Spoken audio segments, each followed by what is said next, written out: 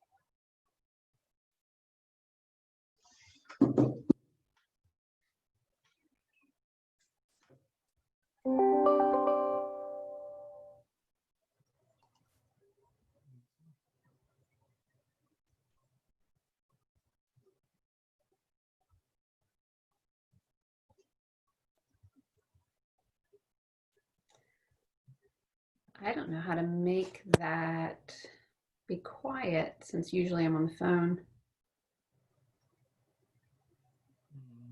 I think I muted mine. I'm not sure.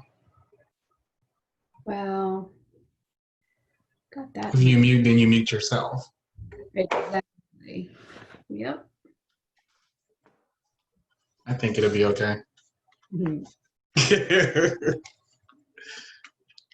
All right, it's 11:30. So February is, do we have enough folks to get started? let's see, we have a few more folk coming in. So we just need to remind everyone, if you need PD, to put your name and your agency to say that you need PD so you can get credit. Look like we have 18 participants.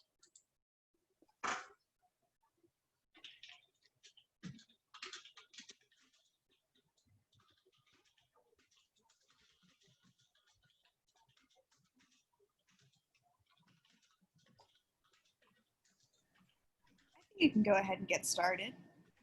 Excellent, thanks. Well, hi, everybody. It's good to have you. Today you've got with you Melanie Fisk, and we'll go through quick introductions, and of course, Ernest. Ernest, you want to kick us off since you've been kind of the lead on this one? Sure. So good morning, everyone. So we do have a great presentation planned for you today. It's dealing with nonprofit finance 101. So Melanie and I have thoughtfully thought about, yeah, finance. So basically what we're doing is I had an overview of information that we think will be useful for nonprofit leaders, board members, volunteers, or staff. So we definitely want this to be interactive. So if you have questions, please put them in the chat and we will get to them. So Melanie and I are excited to start. So just a little bit about myself, right, Mel? I can jump into that. Yeah. I'm currently serving as president and CEO of Adult Education Center. I've been working in adult literacy for more than 10 years, as well as other initiatives, basic needs, and just really excited to be here and to share some of my experience over 20 years of working in nonprofit. So I'll hand it over to Mel. Hi, so again, Melanie Fisk. I was the former CEO at Literacy Advance of Houston, which similar in size and scope to the agency that Ernest is now running. We merged with another organization about 1.5 years, 2 years ago, and then I am moved into my current position with Baker Ripley, which is a large organization here in Houston, and I'm Senior Director of Adult Education at Baker Ripley and growing their Adult Education and Literacy Division. So I have a background in small shop insanity, which much love goes out to all of you who are doing that. Spent 10 years doing so. And so today our goal is to kind of figure out who's with us. I see from the participant list, we have some really fantastic folks who might also have, when there's a Q&A going throughout, I encourage some of you, if you're running a shop and have been doing it and might have some good feedback, please feel free to also chime in, either in the chat or to come off mute and help. Because this, again, even though we're not together in person, our goal, Ernest and I, our goal, and for this conversation is interaction, because it is finances, which if you're on the call, you at least like or want to like or are trying to like the financial side of what have to do in order to run your organization. So we'll do the best that we can through Zoom to keep the energy up and interactive, but also feel free to jump in that way. So what do we have next, Ernest? Ernest is our driver, by the way. So yes. we're flipping through the slides, and so you may have us cross-talking to each other a little bit and supporting each other as we're doing that. So thanks for being patient. All right. So we're welcoming introductions. Welcome and introductions to everybody else. Yes, that's right. We want to make sure that we're pulling everybody in. So what we did not pull together a survey to do so, but if you will, introduce yourself in the chat. Who do we have? Are you a board member? Are you a program director? Are you running the organization? You an executive director? And what are some of the things that you hope to get out of today? And so why don't we kind of add some of that here? That helps Ernest and I kind of know who's in the room and what we can do for you.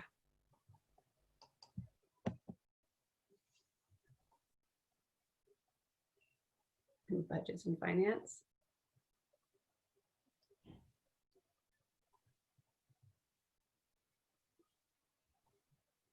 So it looks like we have a number of literacy councils and centers. So I'm assuming smaller shops. Yeah, we have some familiar faces too. Yeah. Awesome. Fantastic. Well, one of the other pieces,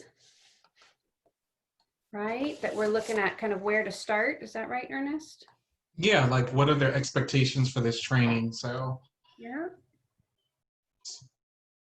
So what do you hope to gain from this, ladies and gentlemen, from this training?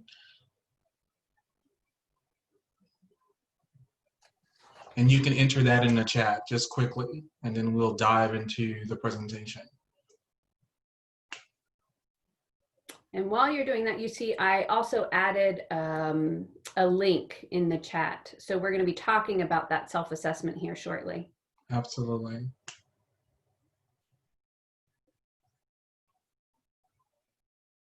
Financial responsibilities. Yolanda, you'll get some of that from this too. Never learn too much. Absolutely. Yes. You can never learn too much. Okay, that's a good one.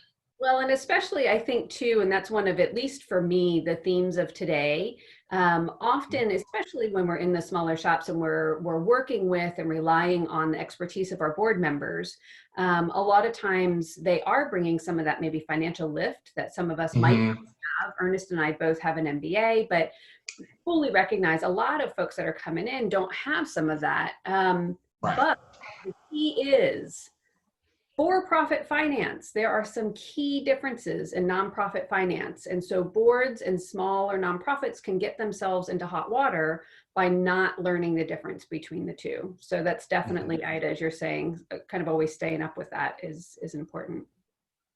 Ooh, allocating program budgets with multiple grants. I think, Ernest, you'll get into some of that a little bit, cost coding. Some of it, and yeah, so we can probably dive a little deep offline too, but definitely we'll get a good start. And that's a good point too. Ernest and I both, I don't know, I assume our contact information is maybe in the program or connected to this PDF, or I mean this PowerPoint, but certainly if there's anything, I know for me after this, if there's some ways that I can set up a call or something like that and support the work that you're doing if you have additional questions. Yeah. Okay. All right, so want to move to the next slide, Mel, or you want to just kind of wait for a few more expectations? Sure. No, let's go ahead and move on to the next one. Okay. Now, I cannot see your screen. Is that okay? I cannot see it either. Okay. Okay. I So let me see what's going on. wasn't sure if because I was a panelist that I couldn't see it.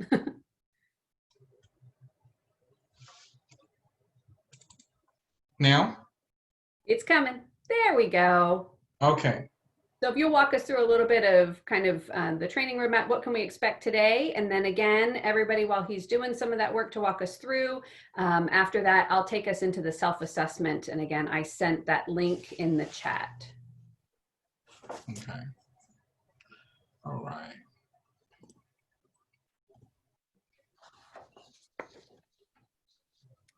And so today, what are the buckets we're going over today, Ernest?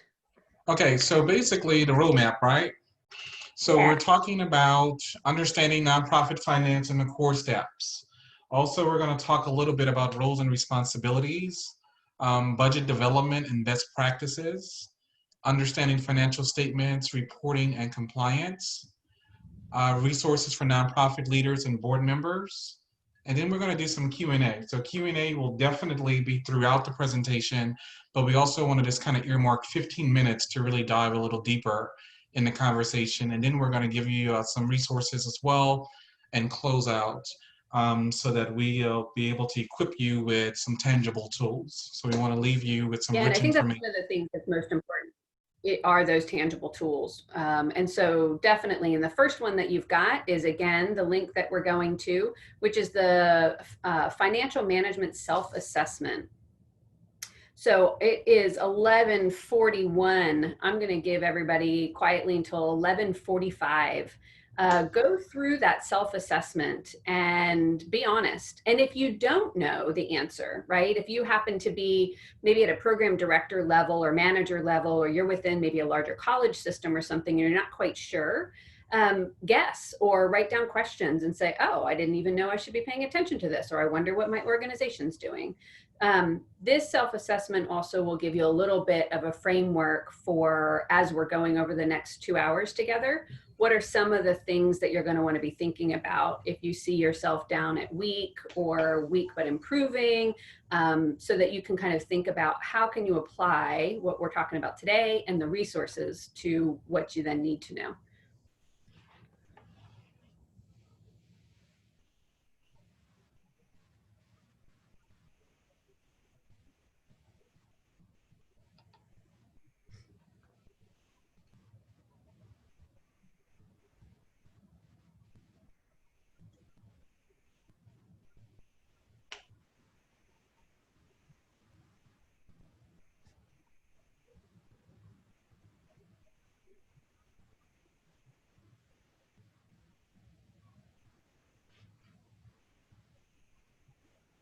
I remember, Ernest, when I first started at Literacy Advance in 2009, I did a similar, different assessment, but a similar one. And I realized, oh, I got a lot I gotta figure out. Yeah, me too, because I'm just thinking back to this would have been extremely helpful when I first started. Starting out in nonprofit, we had to get baptized by fire. So Yes, yes. Yeah, and I don't know if it's still a resource. It was one that I relied on many years ago, and I don't know that Jan's still doing it, but Blue Avocado was a really great kind of grassroots, small shop yeah, resource. so that one is another good one too.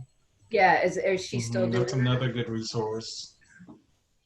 I believe so because I saw a few from Blue Avocado as well. I like this one because it's like 20 Love it. straightforward questions. The Yep. Blue Avocado is really detailed and very overwhelming. It can be very Yeah. intimidating. Yeah. Well, exactly that, and that is how I felt when I Yeah, first went through yeah. it. This one was great. This one was great.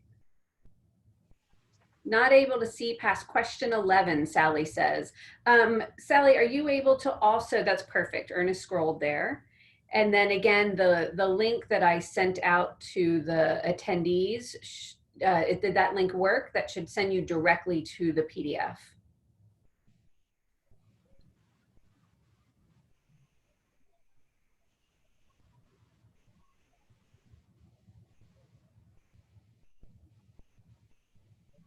Normally, if we were together, I'd have you in small groups doing this and talking to each other about it. Hmm. Yeah, that would have been real fun. So.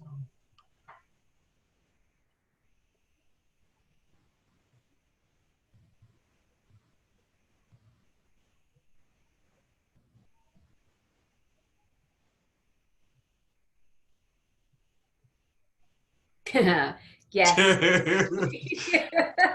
Good idea, Nancy. I love it. And I think, and you'll hear a theme, especially as I go through my part here. And again, my apologies that my notifications are on. I don't know how to make that stay off and keep me off. But yes, one of the themes for me is pulling in board members as support and making sure that they are educated, that they don't know as much as they might think they know. And so we can all educate together versus sometimes that relationship where it can feel like they're talking kind of down or at you. So it can be a really good leveling. These types of tools can be a really good leveling tool where everybody's working together on it.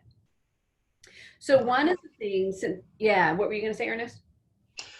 Just wanted, because we had some folk that just jumped in, if we can just remind folk, if you need PD hours, Good. to put their name and their agencies in the chat so you can get credit. Excellent. And again, one of the things I would have done is pulled us together and shared out, which is tough on the chat. When you look at this tool, I went through and really thought, okay, so again, it's still 20 questions. It can still be a lot if you're just starting out, or if you're going through and you feel that you're weak on more and you don't have any strongs. So where do you start, right? Mm-hmm. I really pulled attention to 6 of them where I really thought, okay, if you can kind of start here, get strong at these 6 and then walk through, that might be a good place to go. So just to give you a chance to pull in. So number 2, that when your board is meeting, that again, as we were just talking, that they have complete financial information at every meeting. That's a really important one. And for those of us in small shops, executive directors, we're running strong. And sometimes we're like, oh, we talked about it last time. We might not have that report, right? So one of the things after today is how do you get yourself disciplined to get the reports and get the financial information and have that financial discussion every time, even if it's not within your bylaws that they're being voted on. Making sure the discipline of doing that is a really important one for you and for the board. That there is number 6, right? That there's a process in place to develop a well-considered and realistic budget.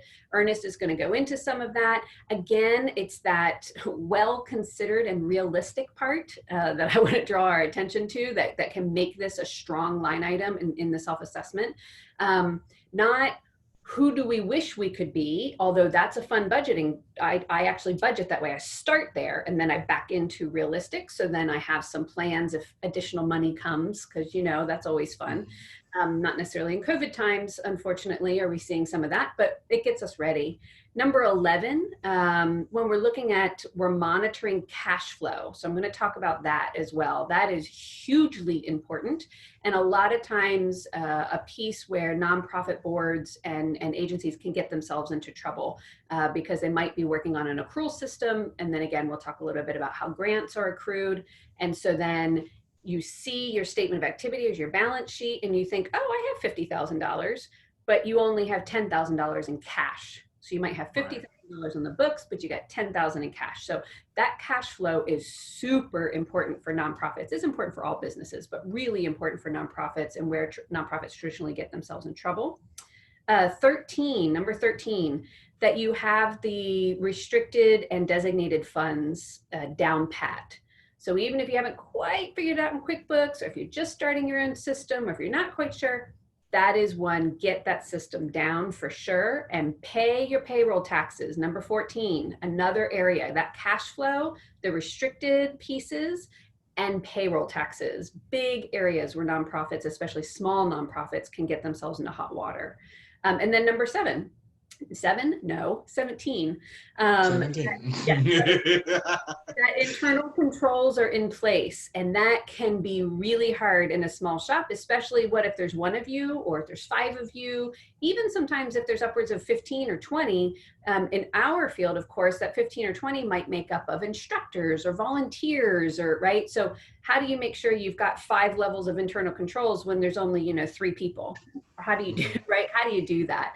And really paying attention to that can keep you out of, for you, especially if you're the executive director or the board chair or something, it protects you if there's not intended malfeasance or fraud, But if there's any questions, if you have those internal controls built out and you're practicing them, it can quickly eliminate questions and make everybody feel more comfortable. So if you get a chance and you want to go through that, those are some areas that you want to kind of check out. 2, 6, 11, 13, 14, and 17. If you can start there, you'll be good. So moving forward, any questions? It doesn't look like we have any. So what are we looking at? We've got buckets, right? A good way to always organize ourselves are looking at our nonprofit and kind of accounting pillars. People call different things buckets of activity or functional activity, you know, all different kinds of stuff. So what I think is really important and helpful with these, if you've got budgeting and planning, as you see there, operations, reporting and monitoring, and governance. So we'll share the PowerPoint. You can look at the definitions. What I encourage you as, again, a director, a board member, understand and talk about who owns what areas. So if you've got these 4 pillars, who owns what areas, who needs to be upskilled to be able to function in that area. For example, budgeting and planning. Let's say you've got your executive director, you've got a program director, and you've got a couple coordinators, and then you've got all volunteers that are doing the teaching, for example. You want to make sure, even at that coordinator level, that they know what the budget is, that they've seen the budget, that you're talking to them about the budget, so that everybody has some level of control or skin in the game around the budget, right? But you don't necessarily have to get about governance, maybe, right? Or some of the monitoring and reporting and budget to actuals. You might not need to sift all the way down to the coordinators for that. So look at your operation and your program, but decide who needs to learn, who needs to know what, and then who owns each one of these areas. I've found over the years that without that, again, discipline, you'll hear me use that word discipline. Without that discipline, it gets lost really quickly, because even though we need money to be open, when we're open, we're not thinking about money because we're so busy being open, right? So that's what we find happens is we get so busy, we think about the fundraising and we think about how is money going to come in, but we don't always have the bandwidth or the brain space to think about all the details around managing the money and what that looks like. So I don't know if you all agree. Ernest, is that kind of, I know in larger shops, if you have bigger and more robust systems, but in the smaller shops, it can be hard. The finance side is the side that takes the most energy and pulls you away from programs, and right? It does. And I think one of the ways too to build capacity smartly, if you don't have money to get a full-time CFO, is to basically maybe get part-time folk, or to encourage your board and finance committee and lean on them to help you with some of this. Yes. Also too, to look at contract possibilities to where they can at least do the payroll portion, do the compliance piece, so that you can focus more on the budget and management. So get yourself help so that you're not overwhelmed and things slip through the cracks, and then next thing you know, you're being cited and you have all of this big mess that you have to deal with. And that is exactly one of the points on another slide. And so we'll talk about it again, but I think where you just said, Ernest, is the reporting, the data entry, the bookkeeping. Find somebody to help with the bookkeeping. If you're a program director, an executive director, something like that, you should not be doing the bookkeeping because you can't. There's not enough of you, right? There's not enough hours in the day. Right. It's really important that you're paying attention in that level, is that you're paying attention to the management and the oversight of the budget and the planning and the revenue and that kind of stuff. So that's a really good distinction, I think, kind of that operational distinction. There's a number of terms. Yeah, so there's a number of terms, if you look kind of the next slide, that are important. Again, you're going to have the PowerPoint. I break it down simply like this. So when I look at liabilities, I think, what do I owe? Right? So I break it down real simple. A liability means you owe somebody money at some point soon, right? That's how I look at that one. Accruals, to me, what will I owe? Or if it's on the revenue side, what money will I receive? right? So it's what's going to happen in the future, and it's keeping track of that. Net assets, what's mine, right? What do I own? And that's how I look at it, even though sometimes when we think assets, assets can include our grant pledges, for example. So you might have restricted and unrestricted assets, again, going back to previous when we talked about how you really have to understand your restricted and unrestricted. So, but that's an asset. You own that. It's been pledged to you, and you sometimes even have the money sitting in the bank. You just can't spend it yet, right? So it's accrued in the bank. It will be yours, and then you own it, right? A statement, so statement of financial position. The way I think about it is what's happening today, right? So where am I today? How much cash do I have? How many assets do I have? What am I going to owe? And what's the bottom line? So when it all shifts out, where am I? I got $5. Oops, I'm in trouble, right? Oh, I have reserves. Fantastic, right? So really that statement of financial position, that's the one that you really want to make sure that you and the board and everybody's comfortable with and kind of knows how to read and what it means, and making sure that that cash piece and that restricted piece are connected in those different reports. And then the business model, I know it talks about, you know, how you raise money and how you spend money, and all of that is real. I think about it as how am I going to make my money? So it's absolutely, the business model is also how are you going to spend it and what's the budget, and like, you know, it's the whole package. When my brain thinks about the business model, I think about, am I charging for programs? Is that part of my revenue structure? And what types of grants am I pulling in? Are they private grants? Are they government grants? And then how, again, some of the questions that have come in, things like allocating and that kind of stuff, how does that all fit in? But I think about what's my fundraising and revenue plan. So when you're creating your budget, to have the budget, you gotta have the fundraising and revenue plan that go with it, right? So you can't just be like, I'm gonna make $500,000 and then here's the way I'm gonna spend it. How are you gonna get to that $500,000? And so that's how I really think about these and kind of bring it down to tangible items. I don't know for you, Ernest, does that ring true, or anybody else who's on the call? Any other ways that you might think about this that you find helpful? I think it's very helpful. And I think when you're looking at this, especially at the board level and when you're training staff, this is foreign to a lot of folk, or it's very intimidating. So really making sure that you do it in a very simple way so that they understand. And definitely making sure that you're well versed with these terms and how they apply to the work, the day-to-day. Yeah, and that board part too, I think we assume, well, I'll say I assumed often that my board, because many of them worked in for-profit fields, in my brain, I thought, oh, well, they're used to looking at financial statements. But that's not true, unless their job requires them to look at financial statements, or unless they are in the finance field or something like that. They themselves might not be comfortable with liabilities and those pieces, right? So remembering too that, yes, I think that's a great point, that a lot of folks on your board, our job as leaders of our nonprofits are to train and educate our board. It's also their job to educate and train themselves, but it's our job to make sure that they have the resources and that we're holding them accountable for that training and making it easy. So maybe bringing in a third party to do a really easy kind of overview one-on-one, right? When we look at the next slide, I think is, oh, I like that. On our budget, going to what Ida said, we list anticipated income and anticipated expenses.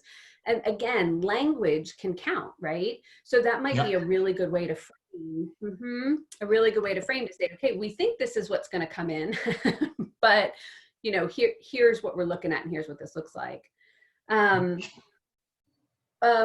Speaking of understanding and what that means, Ernest, can you click to the web page where this goes to? Is that a? Okay. And it just shows you, here's another tool that we have embedded in the PowerPoint. Again, all of this will be yours. If you're the one who needs to train your board, or if you need to bring this to your board or your team to upskill them, where I am just going to call into, because there's so many different, right? I loved this resource, by the way. I had not seen this. Ernest built this one in. I thought this was fantastic. It's simple, it's good, it's got explanations that make sense. For me, I'm a context person. I need to kind of understand, why am I doing audits, and who's making these decisions, and where is all this coming from, and what? So I think the important point is to know that there's somebody or something out there called FASB. FASB, right? And you'll hear people talk about FASB and GAAP. So FASB is the board, right? So FASB, right? S is in Sam, B is in boy, which is your Financial Standards Accounting Board. And the Financial Standards Accounting Board make all kinds of decisions about financial statements and audits, and within the financial world and economic world within our economy, right? They do have a very specific nonprofit advisory board, and they have focused on nonprofit accounting more and more and more over the last many decades. So particularly the last 5 years or so, they've done a really intensive overhaul on how nonprofit financial statements should look. And so if you're getting audited, and any of you who are familiar with nonprofit audits, some of that has changed in the last couple years. And so wanting to just bring your attention to that, so you can do some more reading around that, and know enough to ask questions. I mean, I think that's the biggest piece. As executive directors, program directors of nonprofits, we cannot be all things to all people. We can't know everything about finance and everything about programs and everything about fundraising, even though it feels like we're expected to. So it's important to know enough to ask questions. So FASB, they are doing the guiding work, and then they are the ones that created the GAAP rules, right? So the GAAP rules are your generally accepted accounting principles.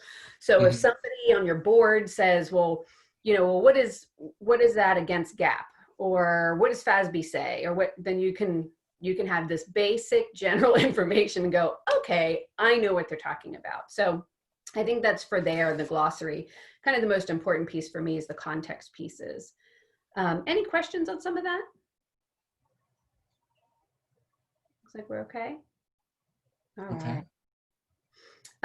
And again, feel free to jump in if anybody has anything to add, even verbally, if not in chat.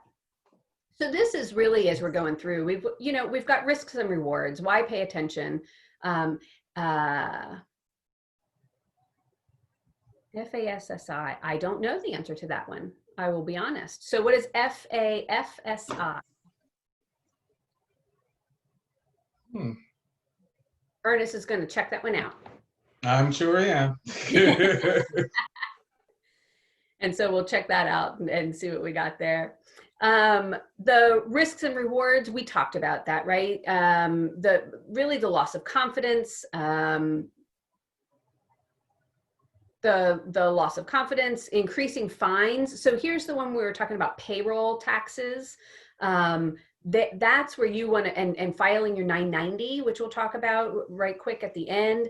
That's where you want to make sure you're not getting fines and regulations from the IRS, and not just the IRS, but also TWC, right? So you've got your government pieces. Don't forget your state government. A lot of times on the HR side, people don't realize they have to file different pieces when employees are coming and going from the organization. And of course, at risk for fraud. I know that there are absolutely some bad actors out there that intend to commit fraud. I think there's very few, however. More often than not, in small nonprofits, what happens is somebody just doesn't know the information, doesn't have the information, and accidentally missteps somewhere with government contracts, or with grant money, or with donor money. And so I think that's the really biggest piece and risk, and why you want to share that risk with your board members. And then benefits, of course, are making sure that, for me, long-term sustainability of the organization, again, with the board members, making sure that you're not carrying all that weight, but you're dispersing it, and you have a team who are overseeing it. It is the board's responsibility to oversee these items. Access to funding, and then, of course, you get to have infrastructure, right? So the things that we know we need to run the operations, the organizations, computers just going from COVID right now. We know, obviously, online connectivity, those pieces. If you're not creating a good budget, if you don't know what your cash flow is, if you're not paying attention to some of that when something like COVID hits, which hopefully that never happens again, obviously, but some type of an emergency, or maybe it's a hurricane, or maybe you know, a funder who had been funding you for 20 years decides that they're not funding anymore. How do you make those shifts, and what does that look like? So if you have these tools in place, you have the benefit of being able to plan. We really have. Melanie, Yolanda, I'm sorry, Melanie, Yolanda was asking, what is FASB? Oh, FASB. Yeah, what does that mean? FASB is FASB, and that's your accounting board. So that's your financial standards accounting board. Okay. Yep. And that's part of that glossary. So you can go on that link, and what I'll do, because I don't have that link up, I don't think, or do I? Oh, I do. Look. Hold on, everybody. There you go. So you can take a peek at that glossary that we had flew by real quick. So yeah, so let's talk really quickly, and then we'll kind of wrap up for our break. The roles and responsibilities of our board of directors versus us as staff, paid staff. So again, our board of directors, of course, are volunteer. They are not paid in the nonprofit organization, a 501c3. What I want you to be thinking about, we already mentioned, your board must be onboarded and trained in financial oversight, and you as well. So remembering that and bringing those tools in where you can. As we mentioned, making sure that the financial statements that you're reviewing, cash, statement of activity, kind of where you are today against budget, and then your fundraising metrics. Those three. If you focus on those three, you can get to everything else, but those three are super important. And again, that the fundraising metrics is your business model, right? Your fundraising plan that you develop with your budget. So if you kind of, whenever your fiscal year is, look a quarter before it starts. So if it starts in January, you want to start looking at all this stuff in September, and then really rocking and roll in October, November, December, right? If you're starting in July, go a quarter out. So you're going to need at least 3 months to really think about and look at all of this stuff for sure. It's just, it takes that long. So make sure that you're kind of planning it ahead and blocking it off. One of the things that's on here, it says on the controls for board of directors that they create the job descriptions for the CEO and the CFO. And Ernest, I've never had a board of directors. Well, in the perfect world, it should. Because usually most of us write our own. Yeah. So I was just going to say, hey, you might be writing that. And again, CFO, a lot of small shops don't have that CFO title. They have, and that's what we're talking about, maybe it's a part-time bookkeeper. If it's a volunteer, you want to make sure that you are familiar enough with, and not just going like, oh, they know what they're doing, and you just hands off. You still want to understand. So that can be a little tough with a volunteer because they're volunteering their time, and so it can make that boundary. So when you're able to pay somebody for a service, this is the service worth paying for. So I know we don't always have those funds up front when we're small shop, but local outsourcing, my absolute best experience was with a local kind of CFO firm here in Houston, had a bookkeeper 1 day a week on site, and then had the CPA then oversaw that bookkeeper, and then really operated as a CFO once a month as I was working with the board. Fantastic arrangement and very affordable. We had $1.3 million budget, and it was very affordable for that size budget. So there's options there. And then of course, if you're big and fancy, which is always fun once we get there and go there, we've got our full-time controller and what that looks like. Also too, just to add a little bit, so for the control part, really when you're developing your board manual and orientation, that's the time to really carve out these roles and responsibilities, because you want to give parameters to the board, but as well as have parameters for yourself, and then checks and balances. So it's really important that the board really understand what is your role and job as a CEO and CFO. so they're not overstepping, but they provide adequate support. Right. Yep, exactly. And that is the piece, is that boundary piece. And the things that we don't like to talk about in our society are, you know, sex and religion and money and politics, right? So money's in there. And so a lot of times we get very uncomfortable in that relationship with the board. And so there's expectations on the board side, and there might be expectations on the leadership side. And people often don't have the language to talk about it because they don't talk about money in their own households, let alone business money. So unless you have that already built in, you're going to need to build it. You're going to need to build the safety and rip off the Band-Aid and have the absolute candid conversations. Who owns what? Who's doing what? What are the expectations? What are the skills we need? This is the area you want to pay attention to and do that with, right? Really, really important.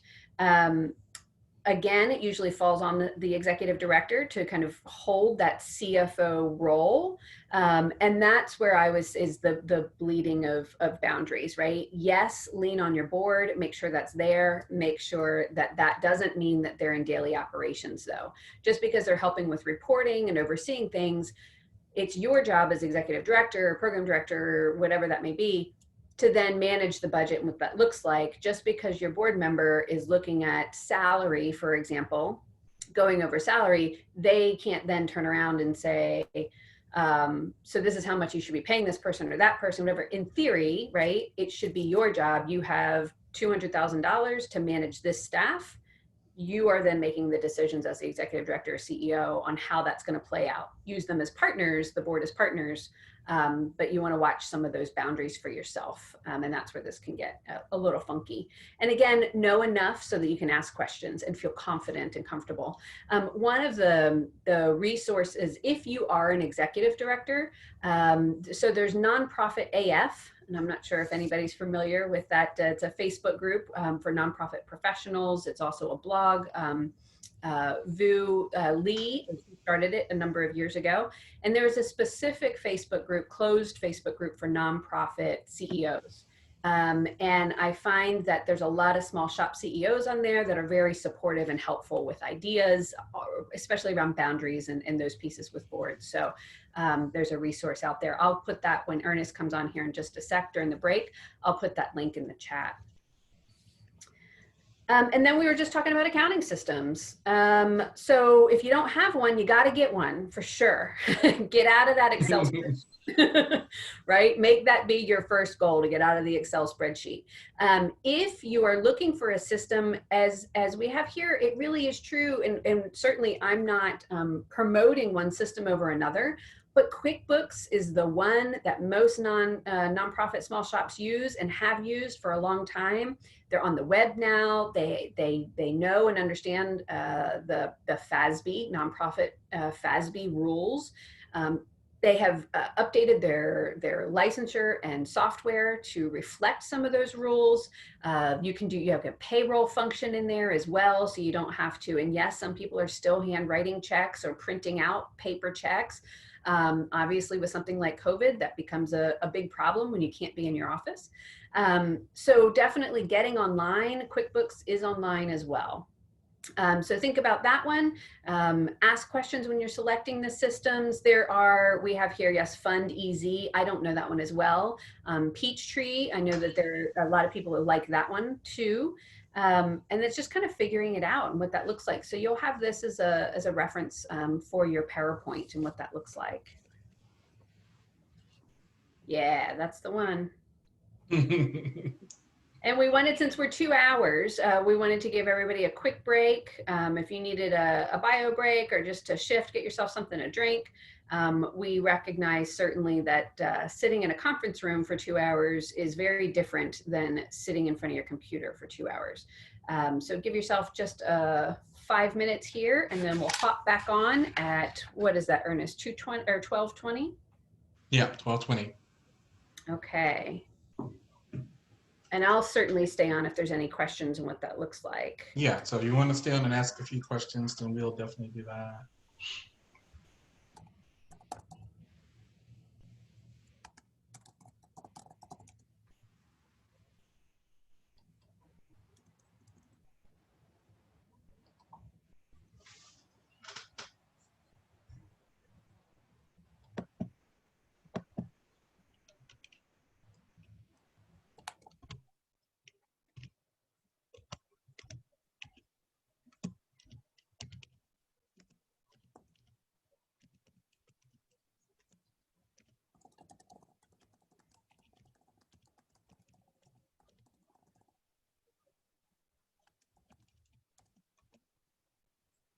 Just added as well a resource for, we were talking about Blue Avocado, if you want to hire a bookkeeper. So just knowing the questions to ask if you wanted to do that, Mm-hmm. that's an option as well. Yeah, And blue yeah, avocado is good. Mm-hmm. yeah, and Nonprofit AF, Vu is hilarious. And he's, if you all are writing grants, some of my favorite work that he does and comments on is really looking at, as it says, exploring the fun and frustrations of nonprofit work. And the title, the newest title that we have here, 9 Crappy Paradoxes That Shape Nonprofit and Philanthropy. Yeah, I There's, just saw that. Yeah, that's and then funny. there's a puppy dog smiling at you. Yeah, he's funny. And he's painfully articulate. Can be a really good resource too when we're talking about boards. Can be a Mm-hmm. fantastic resource to get your board hooked into. I used to share a number of his articles about what it really takes to fundraise. And again, they're funny, so it can break the ice, so it doesn't feel like you're kind of complaining to the board, but rather, hey, this is what this is, right? This is what this feels like, and how difficult it can be. Oh, yes. There you go. With Alba, the grant proposals, if nonprofits were brutally honest. Fantastic. Also one of my favorites.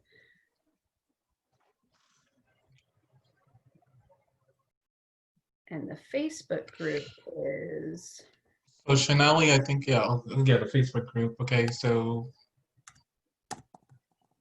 and it's,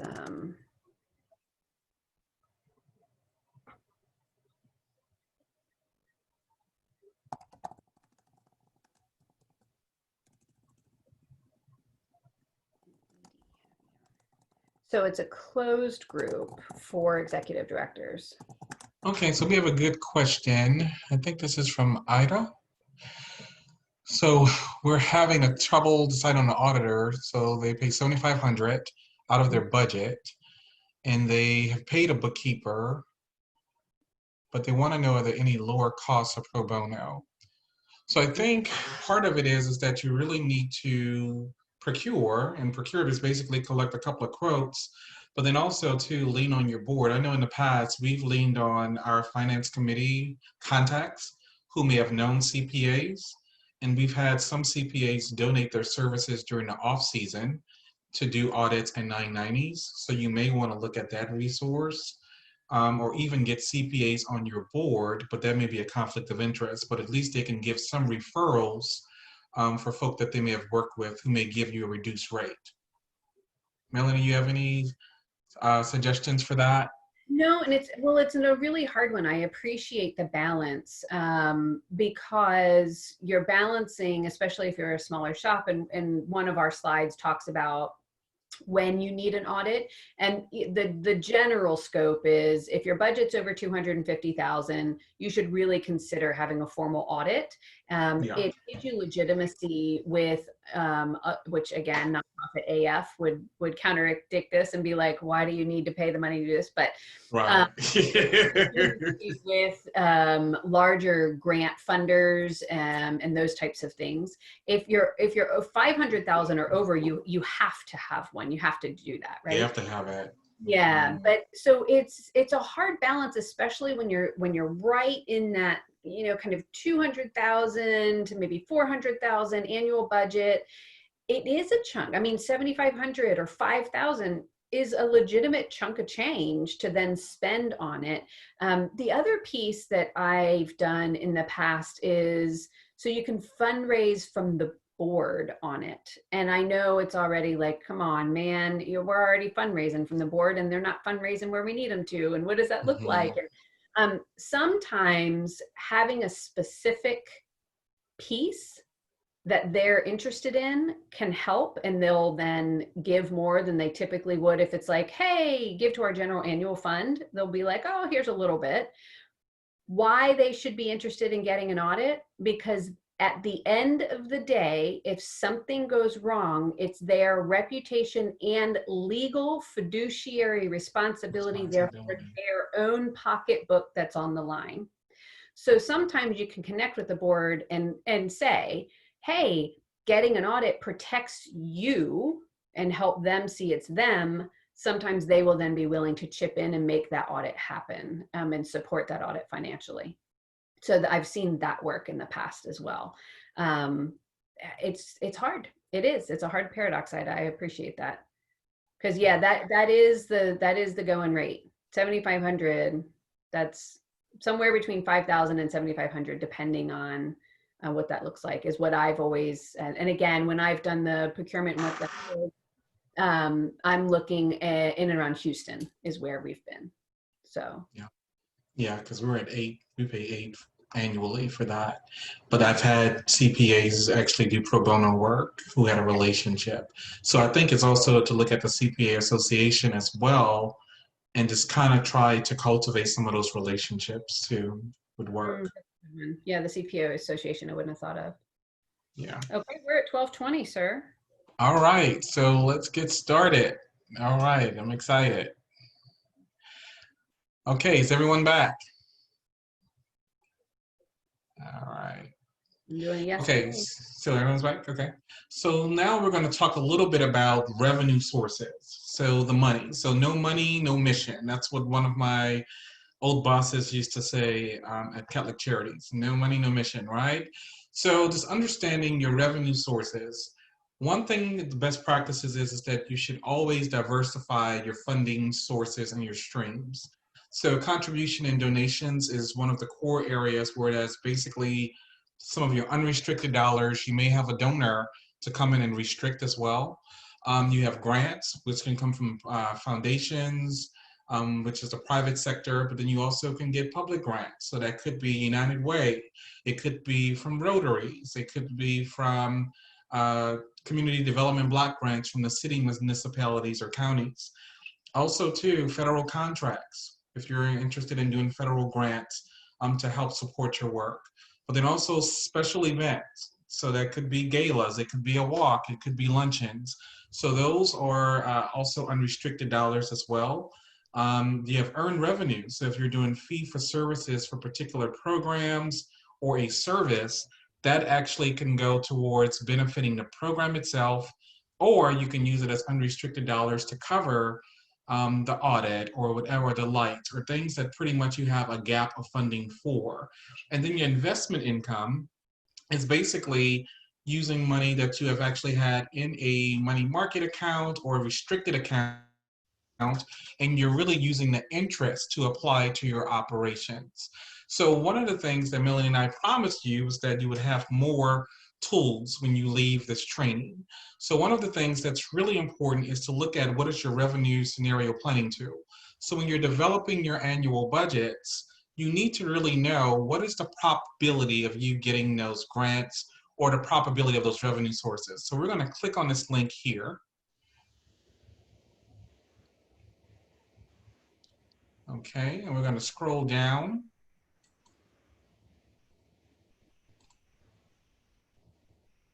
And open it up a little bit. Okay.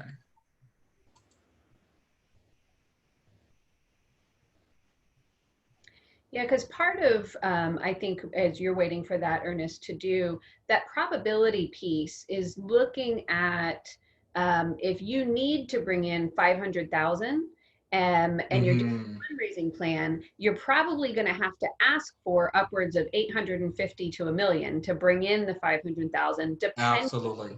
Yep, and that's depending on, are your relationships hot, warm, cold? Not at all. I mean, just completely, right? So it helps figuring out that probability, helps you then figure out what is that fundraising plan, and then how much more do you have to ask for to actually bring in. So here is a revenue analysis worksheet. So this is something that Melanie and I have done over the years. We could probably do this with our eyes closed, but they never really had a tool for it. So we would always labor over Excel spreadsheets and recreate it. So now you don't have to do that. So the fiscal strength for nonprofits. So really, when you're looking at these funding sources, For example, you have government contract A, B, and A, right? So you're looking at the total possible revenues here. What is the likelihood? Because my board always asks me, what is the probability? So basically looking at what that is, and what's important is that if you have a strong relationship, that probability goes up. If it's a renewal, that probability goes up. If it's a cold ask or a new, you definitely need to be conservative on that. I would not put that at 100%. So then you look at your best case, your moderate, and then your worst case scenario. So this basically helps you with your projections and to really have a good blueprint to where you're making sound decisions on your revenue. And you know, everything doesn't always work as planned, but at least you gave it some thought. And the board won't think you're just pulling numbers out of the air. And Also, too, you did. Go ahead. Go ahead, I ma'am. was just gonna say, I always used a key. So I always use 0%, 30%, 50%, 80%, and almost never did I use 100%. Use 100. So Right. here, because you want to make sure that you're being very conservative, but then also too, it gives you those probabilities. So it auto-populates for you, and then you can list all of your revenues. So from restricted to unrestricted. And this is really just a great tool for you to use. And then the tab, you have the worksheet, and then you have the example, and then the instructions. So it walks you through. So if you don't have Melanie and Ernest to show you, you definitely have this instruction. And then they have a video as well that's linked to that. So it's a great resource, and I do encourage you to use it through your budget planning. That's fantastic. So any questions about that at all? Okay. So also understanding your revenue classification. So we talked a little bit about that. So making sure that we all stay compliant, we're following the law, and that we're not doing anything fraudulent. So restrictions. So you do have restricted funds when you have budget or finance for nonprofits.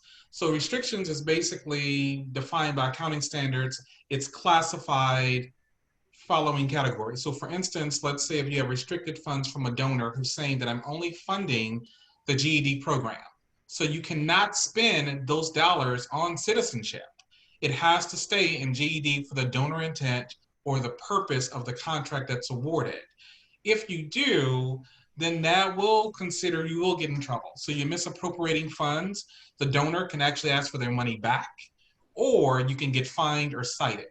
And that's never a good thing for you because then you will go on a list or just have the reputation of not honoring the contract or the purpose of those funds. Unrestricted funds must be spent for any purpose. So really, we love those. So those general operating grants, if you have any type of funding gaps or any special initiatives, those are the funds that really you can use. And then basically most of your surplus dollars, if you have a surplus in the budget, it would basically be unrestricted. But if you have a surplus of restricted dollars, you would have to carry forward that to the next fiscal year and still honor the intent of those funds, but get approval. Temporarily restricted is basically just restricted for a particular time. So some grants may give you 12 months, some may give you 24 months. So definitely making sure that you honor that and keep a tab on those expenses and revenue as well. Permanently restricted. Those funds are really consolidated principal that's spent by the organization. So those are basically, those would be the endowments where you're looking at the interest and things like that, but you definitely want to make sure that you're honoring that and that you have a board policy in regards to that. And your finance committee are really watching those funds. Because if you dip into those funds, there's penalties and all type of risk that will get you into trouble. And you want to Any make sure you're protecting questions at all about understanding revenue classification? Yourself as well as a leader, because we don't want any of you all on the channel news saying that Ernest and Melanie told us, so no, we told you permanently restricted, you should not touch, okay? All right, so cash flow. So Melanie's talked a lot about cash flow. So you really need to make sure that you're classifying all income that comes through the door by purpose and the funder restriction. That's very important. Also, your expense should also be restricted. So if you bring in $50,000 for your citizenship program, then chances are you should have $50,000 of expenses. So that doesn't mean I'm going to spend 20,000 and take the 30 and do something else with it. That's a big no-no. So basically, unless it's unrestricted, then that's a different story where you can use those where you need it most. So the cash flow, and during COVID, all of us are really looking at how do we raise money? How do we make our organizations a priority to donors and funders? And how do we manage cash flow? What is basically the tides that we're riding right now and we're managing? So this is a good tool for you to use. And I just added the link in the chat as well. Okay. So here is a tool, and these are tools that I use. This is not something that we're just like came up with. These are tools that are actually helpful. I should have probably downloaded these in advance. I didn't know it was going to take this long, y'all. Apologize. So with the cash flow projections, it basically talks about all of your cash receipts. So all of the revenue that's coming through your agency. So foundations, corporation, individual contributions, federal contracts, and state. And basically, you're projecting month to month what will come in. A lot of us want to keep balanced budgets. That is not reality during this time. So definitely, January, February, March, you may have a heavy subsidy of revenue cash coming in. Then for spring or August, which for us, August is a horrible time where cash flow is really low. So you want to be as accurate as you can so that you can really map out a plan of how you're going to address those shortfalls. So when you're looking at your cash flow, just make sure that when you're doing the revenue analysis tool, then you have the cash flow to give you really an honest look. And then that helps your board to say, okay, we need to plug in here. This month, we need to really focus on making more individual ask. This month, we need to be looking at corporations. So whatever that strategy may look, and all of this should be in sync with your fund development strategies and plan. And Any questions about this? Go ahead, Melanie. I was going to say, I don't see any questions. I want to make sure that when you are hearing us talk about cash, that is different from a pledge. And right. That's where nonprofits get so screwed up so often. So you might have an event coming up, a virtual luncheon, and you have 5 sponsors that have pledged $5,000 a piece. You do not have $25,000 in cash. You have $25,000 in pledges. Those pledges can be recognized on your financials if the pledge is written and acknowledged. So it's filled out a pledge form. They said, yes, I'm going to pay for this. This is what's going to happen. I'm going to give you a check in 2 months. You can book the pledge on your financial statement. That is not cash. So you and your board have to understand when you're looking at your cash flow and what that looks like, that cash doesn't get counted until the check is received, right? Absolutely. Yep. And then if you've got multi-year pledges, which are less common, but if a grant or a foundation says, I'm going to give you $50,000 for each year for 2 years, that's a $100,000 pledge that might get booked January 2019, but they're giving you $50,000 in 2019 and $50,000 in 2020. You do not have $100,000 in cash in 2019. You have $50,000 in cash in 2019, but your statement is going to say $100,000. That's where you have to really watch it, right? So cash. You have to watch it, yeah. Yeah. And you also have to have it, like Melanie said, in writing, and have donor agreement or some type of award letter just to cover yourself and for them to honor their intent. But then also too in the tool, it also talks about cash disbursements. And that's really what your monthly expenses are. And then it'll tell you your excess or shortfall. So definitely I encourage you to use this tool. It's really a great tool to use.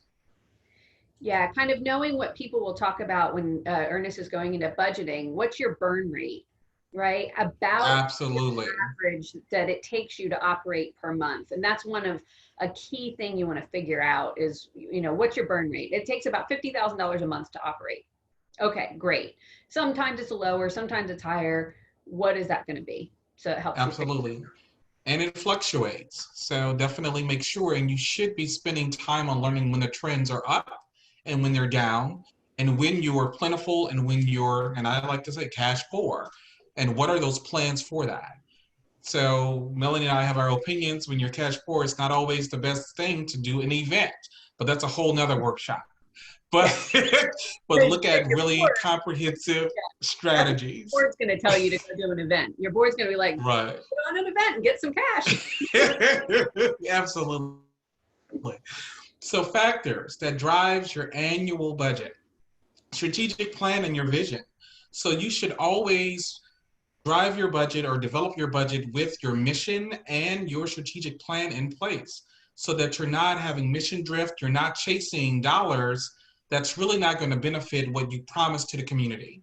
So make sure that you're staying aligned. This is giving you your blueprint and your parameters. New or expanded programs or services. If you have a deficit, I don't think it's the time to start new programs. So really looking at how do you nurse that deficit? How do you become whole? And really deepen that touch in your services. Your number of clients served, and what is the cost per client? So really looking at the programs and how much they cost, and then how much it costs to really serve your clients. This can be translated in your fundraising as well, because donors want to know what their return on investment is. So you should be able to know what is the cost per client. Some folk do it a variety of ways. They'll divide the total budget by the number of folks served, and that's okay. But if you really want to get really specific, then you look at those programs. Salary increases and new hires, make sure that you're putting that in. So if you're doing annual evaluations and you do 3% merit increases every year, put them in, because if you don't, then you run into a big snafu. And I remember having a colleague years ago, they were doing an annual budget and forgot to put fringe in. So then we have to chase dollars to figure out how we're going to fit that shortfall, but definitely making sure that you have all of your costs captured. Also, your staff and board training is important. Consulting fees, which we talked about, outsourcing accounting, outsourcing HR, whatever that may be, or your audit, it would all be under there. Okay, can y'all hear me? Yep, I got you. Okay, I think my video went out, but that's okay. We're going to keep going. Also, increase in operating expenses. Make sure that you have those. But then also capital expenses or improvement. So your capital expenses would be copier. It could be improvements to the building if you own a building. So making sure that you put those in place. Also funding reductions or increases. So if you had United Way and you were getting $115,000 due to COVID, they now cut that to $85,000. You need to plan for that, which means that you don't keep moving business as usual. What is that reduction plan on the programmatic front, or how are you going to cover that gap? So just some best practices on the budget. Always engage your board and staff in the process, because you want to have a sense of partnership, a sense of ownership. So you don't want people to have deniability. Well, I didn't know it was in there. Oh, absolutely you do, because you were part of the conversations. You were also part of the decision making. So making sure that if folk are going to manage the budget or pieces of the budget, then they need to have a say as to what goes in it and what makes sense. Also, if there are any large changes in your budget for the previous year, if there's any deficits or surpluses, justify it. An action plan is needed. What will you do with that surplus? Is it to build a contingency plan or a reserve plan? Is it to form an endowment? Your board needs to know that, and funders and donors want to know that. Also, a good rule of thumb is to review your previous year revenue. Always use that as a benchmark or a marker for you to plan for the upcoming year. Also, just be realistic on your revenue. So we are dreamers because we're nonprofit folk, right? But you have to be realistic with that. Also separate your budgets for programs, administration, and fundraising. Sometimes nonprofits get in a lot of trouble because that administration rate is so high that it become off-putting to some to other funders and foundations. My rule of thumb is definitely if it's true cost and it's 30%, then you show that, but you justify that 30%. And they basically will ask follow-up questions, but definitely show what that true cost is. So I want to give you another tool here to show you how to do program-based budgeting, because foundations will ask you for that. And when you do your 990, it does divide your budget into these 3 buckets. So this will help you. And I have included that link in the chat as well. And I'm also going to include, because we'll run out of time for our Q&A. And so I won't be talking about 990s or audits since we've already touched on some of that. But I'm going to include a link that's goes along kind of. And also a lot of these have videos as well. Perfect. Okay. Perfect.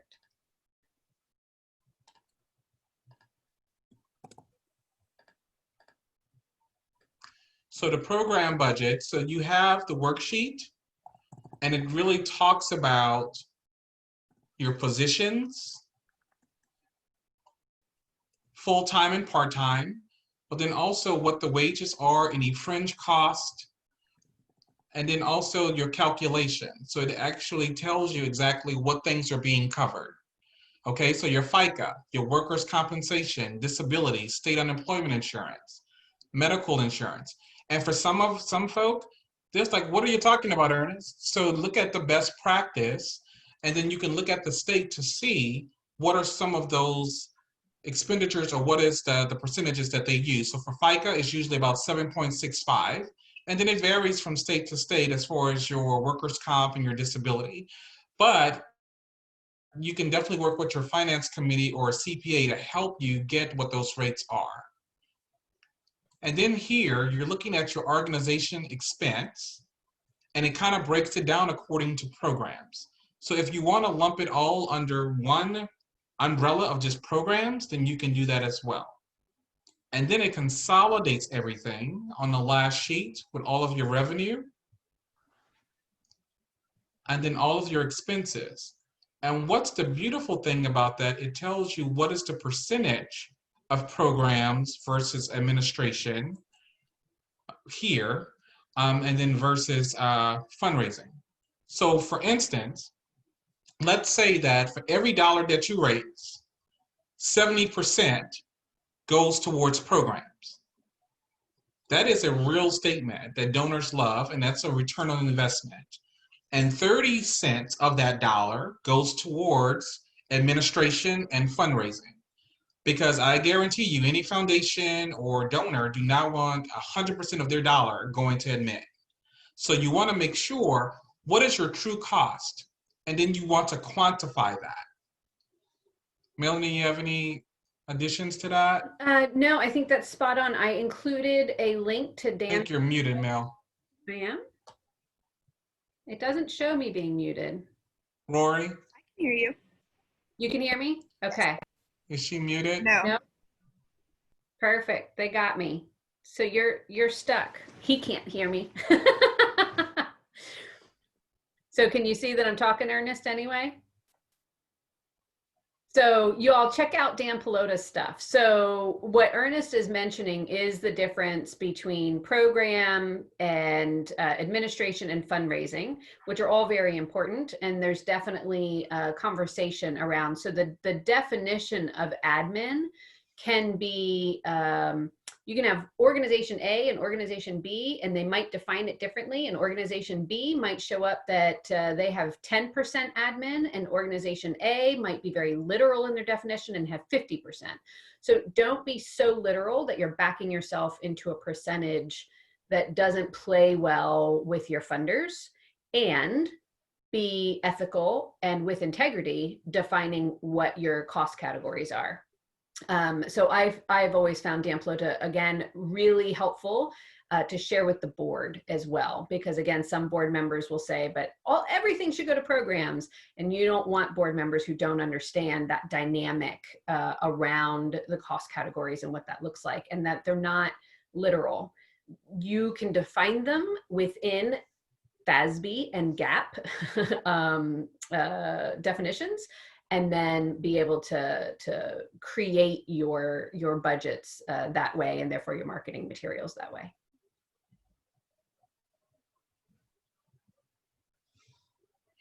All right, so let's go to the next slide. So we're going to talk a little bit about just a sample program-based budget. Is everybody with me? Yeah? Okay. All right, so for the sample program-based budget is that we're looking at just an example. So when you're preparing your budget, you really want to look at the revenue sources and your expenses. So you're looking at, remember, diversifying what your revenue sources are. So here we have contribution and donations, we have grants, contracts, special events, earned revenue, and then also earned revenue and then investment income. So basically here you have the total that's basically 100,000, 70,000, 125. And then what we did was divide that according to programs, admin, and fundraising. So if you look at the expenses from salary taxes like occupancy, technology, supplies, insurance, client assistance, and fundraising expenses, we've divided it all up from total to programs. So for this particular example, 64 cents of every dollar that we raise goes to programs. 20% or 20 cents of each dollar goes to administration. And then 16 cents of every dollar we raise goes to fundraising. So basically, when you're doing that, you want to make sure that you have a clear picture so that you as a director knows exactly where the dollars are going, but then also your board, but then also funders and other funding entities. So any questions about that, about the program-based budget? Okay. So let's talk a little bit about internal controls. And then basically with internal controls, we talked about checks and balances. Okay, we do have one question from Alba. Nonprofits who say that 80% of their funding goes to program are probably lying. Some of them are, but definitely with this tool, you will not be one of them. So we want to make sure that we capture true cost, because keeping your administration and fundraising at 20%, usually those are your larger nonprofits. But if you're a smaller nonprofit, it takes more admin to do the delivery of services and to manage your mission. Okay, so let's talk a little bit about internal controls part 1. So your cash receipts. So we want to make sure that all cash intended is deposited and is properly recorded and reconciled. So once again, that's the role of your finance person or your CFO, and you're doing that in your database. So whether that's QuickBooks or Peachtree, definitely you want to make sure that you're doing that appropriately. Also for cash disbursements, you want to ensure that cash is dispersed and authorized properly for the valid purposes. So making sure that it makes sense and that you're honoring the donor intent. Okay? And make sure that it's properly recorded. So petty cash. To ensure that the petty cash, you want to make sure that you have working funds that's dispersed. Once again, it's for proper purposes, but it's safeguarded and you have documentation. Because when you're getting audits or if you're doing financial reviews, you want to make sure that you have proper documentation for all of this. So any questions about internal controls? No. So payroll. So we talked a lot about payroll. So we want to make sure that your payroll disbursements are made properly in order, but then also they are recorded and related to the legal requirement. So making sure that you do your payroll taxes with TWC on a quarterly basis, but then also too, you have to make sure that your payrolls is being taken out of your account. And it's always easier just to do a direct deposit, well, not direct deposit, but direct debit from your account so that you won't have to worry about that. But trying to reconcile it at the end of the month is a nightmare. So the best rule of thumb is to probably do it right after each payroll. So depending on how often you do it, and to have it scheduled out so that that's less that you have to worry about. Also, for grants, gifts, and bequests, you want to make sure that when they are received that you're recording them pretty quickly. So I would say no more than 48 hours or so, because when it lags, that just gives more room for error. It gives you more room for malfeasance or fraud or things like that, or folk to drop the ball or slip through the cracks. So having those controls in place with your financial manual or policies and procedures will help guide that. Your fixed assets, just making sure that they are acquired and disposed of, because that helps basically keep the depreciation costs down. I mean, it also can puff up your balance sheet. So making sure that you dispose of old capital equipment that's just been sitting there and getting it off your books. So any questions about that? Okay. So chart of accounts. So this is really important. So when you're building your accounting system, so with QuickBooks and things like that, you really want to have a chart of accounts. And it's really to help you track your revenue and your expenses to just best tell your financial story. Some folk like to use words. I don't. I like to use numbers. So numeric order, it's easy to read and it's easy to follow and to train your board and staff on. Only information recorded with an account code should be in those accounts. So you want to make sure that those chart of accounts match your financials and keep it simple, but also revise as needed. So from year to year, if you have a chart of account that you're not using anymore, definitely take it off, because otherwise it's going to have empty space and it's going to confuse the heck out of everybody. So be sure every year that you're purging those chart of accounts that you're not using, or revise them to better reflect what you're currently doing in operations and finance. So this is a sample chart of accounts, and we're looking at contributions and in-kind, and we used the numeric order for those just to keep it very simple. And really, you really want to make sure that it reflects currently what you're doing at your agency. All right. So I'm going to take some questions right now because we covered a lot. So we talked about revenue, chart of accounts, program-based budgeting. So do we have any questions? Is anyone currently doing this already? Is anyone saying, oh my God, I'm scared to death? Okay. So financial reporting guidance. So you want to make sure that you're reporting monthly to the organization board of directors, because you want to keep a pulse on the financials. So when you're doing the cash flow statements, you definitely want to look at month to month. What's your revenue that's coming in? What's your expenses that's going out? But you also want to make sure that you're reconciling your financials every month. And then you're preparing those financials to the board. And that usually comprise of a balance statement, your financial statements, your account receivables, which is money that you expect to come in, and then your account payables, money that's going out, but then also your profit and loss. What is that, Ernest? Go into your glossary section. So the profit and loss is basically revenue that's coming in minus the expenses that went out, if there's a shortfall or is there a surplus. So that's basically giving the board a pulse of how you're doing financially. It's also giving you an opportunity to track performance. Are we on budget? Are we under budget? And then figuring out how do you plan to best address that. Once again, submit your monthly payroll taxes. That is very important. Also submit quarterly TWC unemployment taxes. That's very important as well. File your annual 990 annually. So despite what size your organization is, you need to file, because if you don't, it definitely will jeopardize your nonprofit status and your standing. Okay, so I think we do have a question from Ida.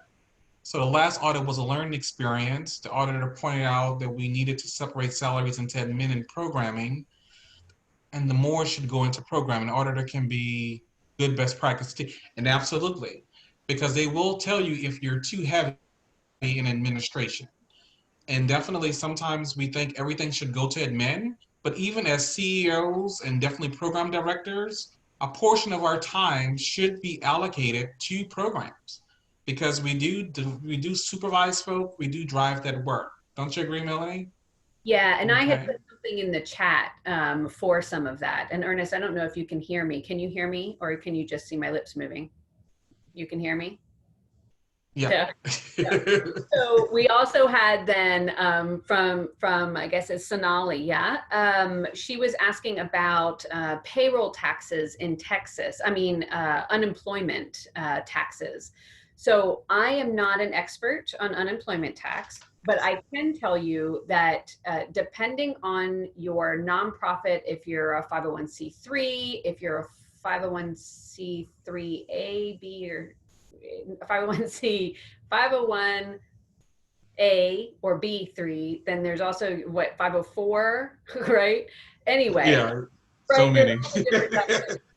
So there are nonprofits in the state of Texas that do not pay into the unemployment benefits. That is true. What's important about that is that I very strongly encourage you to be upfront and honest with all employees if you are working at such an agency so that they know, particularly if they're in a grant funded role and that grant might not be renewed and they might be laid off, that unemployment is not an option for them. If you don't pay into unemployment, then your staff will not receive unemployment if they get laid off or you have to lay them off because of a grant. So that is one important piece to know about that. But legally, the decision on if you pay in or don't pay in, I don't know all the details on that. Ernest, do you have more insight on that? A little bit, but usually what we do is it just really depends on, we rely on our CPA to give us the guidance on that. No Um, faith-based let me, organizations don't. oh, they're faith-based? Okay, so Nelly, I have a silly question. Yeah, Just gone through faith-based, this. I'm pretty sure.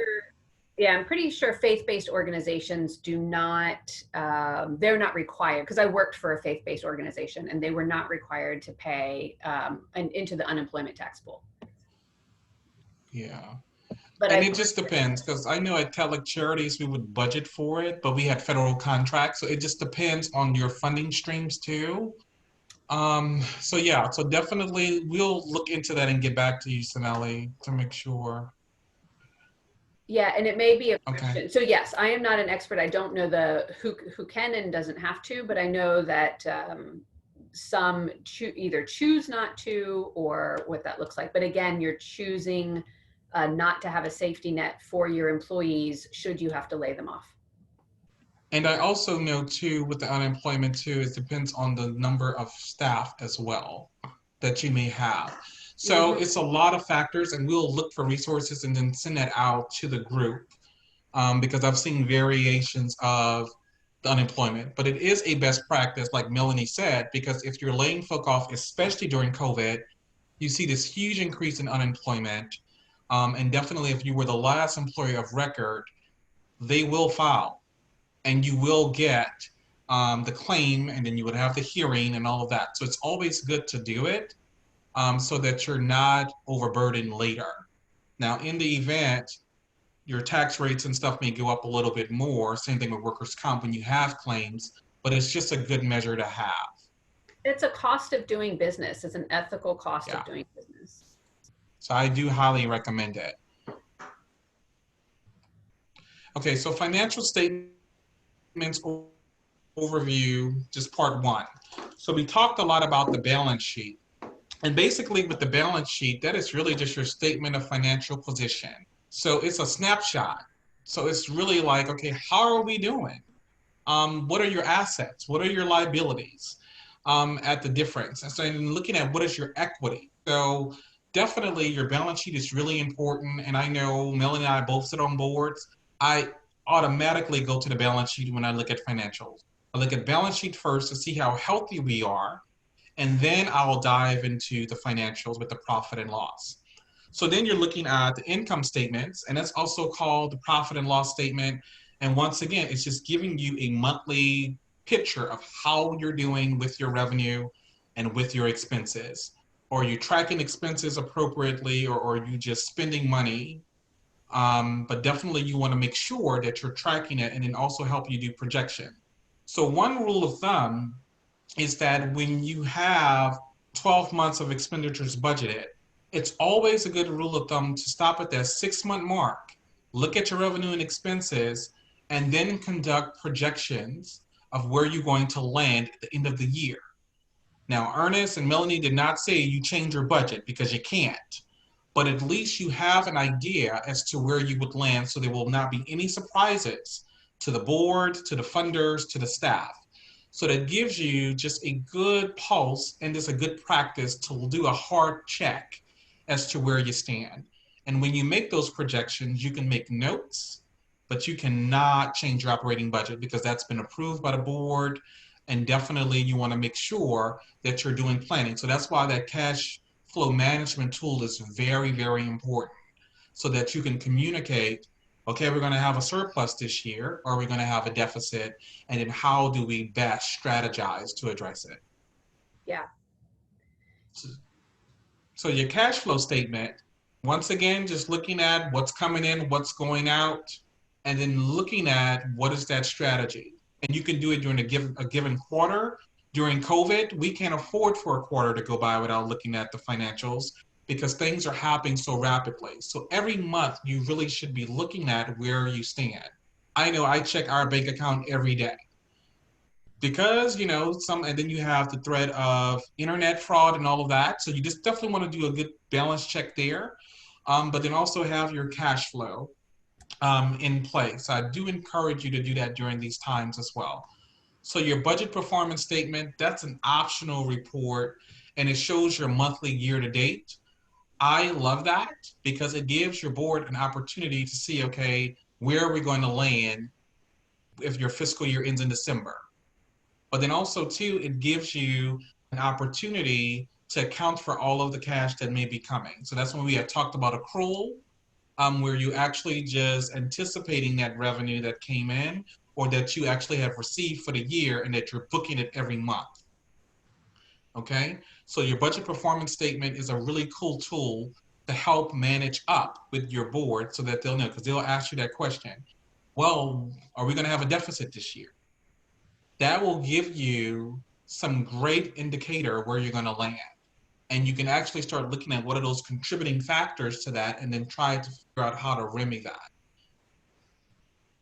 Yeah. Any questions about that? Okay, so part 2 is just really looking at what your program expenses are. So you want to make sure that they're helping you fulfill and advance your mission, but then also it should not fall less than 75%. So with that program-based budget, we were at 64%. If you can get it at 75, that's the best practice. But do not kill yourself trying to do that if the true cost is at 64, because you definitely want to make sure that you're accurate and that you have adequate resources to do what you've been obligated to do. And some nonprofits, funders and things like that want you to be at 80%. If you're a smaller shop, it's very hard to do without really overtaxing the infrastructure and your staff. It's just not feasible. So making sure that you have true costs and you're really understanding what your program expenses are.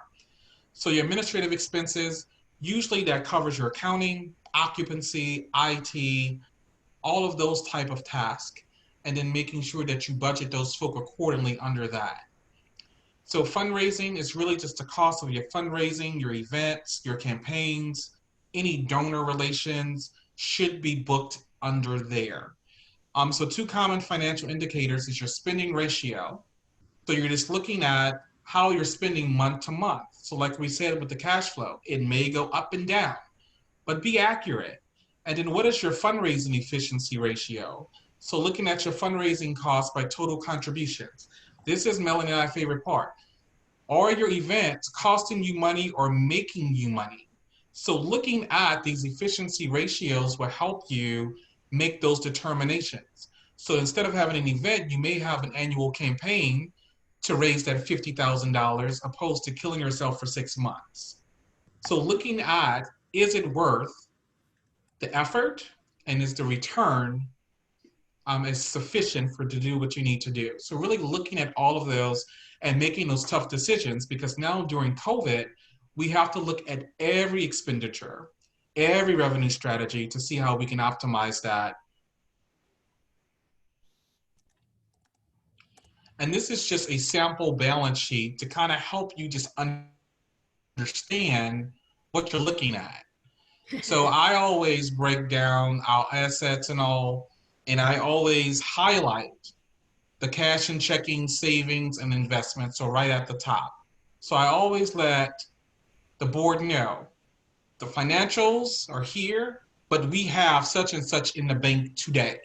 And you want to have those conversations because you're managing expectations. And then also too, you don't want to have any surprises where the board was like, well, you said we had 100,000 and how we have 10,000 in the bank. So make Yeah. sure that you are in front of that and you know exactly what the reality is. Also too, it's very important to know how much money that you have, and based on the money that you have under assets gives you how many days of operation. So when it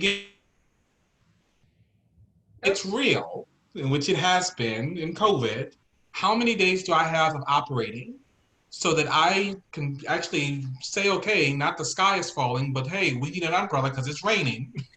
And how do we strategically get cash flow up or curve expenses to where we can get through these rough times?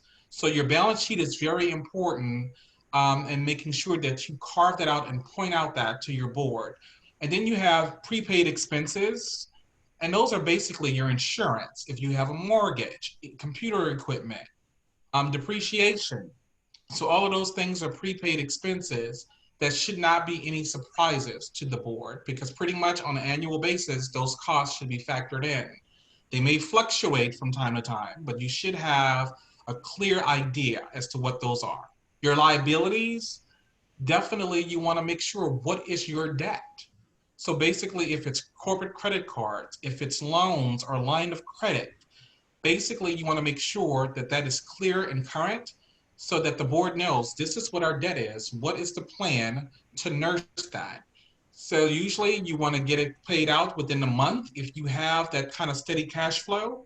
But if you don't, you definitely want to try to minimize as much debt as possible. During COVID, a lot of us have gotten the payroll protection plan. So that will be listed under your liabilities. So with that, you should know that you can get 75 to 100% of that forgiven if you spent it on payroll cost or essential costs for operation. So even though that's a liability, you should be working on submitting your paperwork in August with your local bank partner to get those loans forgiven so that the liability number goes down. Because when funders look at your balance sheet, they're looking at how much resources you have in the bank, what are your expenses, but then also too, what is your liabilities? So you want to make sure that balance and it's not too high. And if it is, you should be able to have justification or a plan to get that decreased or nursing that. And then your net assets is just basically the difference of all of that. So I love balance sheets because I'm a nerd and I think that they tell the story. So it is your organization's resume. That's what I say for the financials. So balance sheets, make sure that you know those in and out, because I guarantee you, you will spend so much time training your board on what that looks like and what's in that. What does this mean? So usually my financials for my board looks a lot like this, and I highlight it and write all kind of notes, because it's part of a training tool as well. Yeah. And that days of cash on hand that you have there, and you were talking about and referencing, for COVID, I'll say, as somebody who managed a small shop for many, many years, that is super important to know all the time. And not Yeah. just because, right, you want to be able to have that. It really helps also to understand how many days cash on hand that you have when or if funding opportunities come along for government money. Most government grants, many of you may not have government money coming in, and you might be 100% private or very small amounts of government money coming in. I find that tends to be the case with smaller literacy shops. And so if that's the case and you're looking at, oh, there's an opportunity for some government grant, remember, government grants are almost always reimbursable, cost reimbursement grants. So your board and you, if you're looking at that, you really have to look at that days of cash on hand and say, okay, if we apply to this grant and we get this grant, usually, especially when you're first starting out, you're going to need a couple months. Like for me, it was always, I need at least 3 months of cash on hand, and therefore, 120 days or 90 days or whatever that marker is, or don't go after that money, or make sure you already have a line of credit. So get your line of credit. If you think that one of the things you want to do is increase your government money and therefore reimbursable grants, then make sure you have a line of credit already on hand so that if your days of cash dip, you have that line of credit.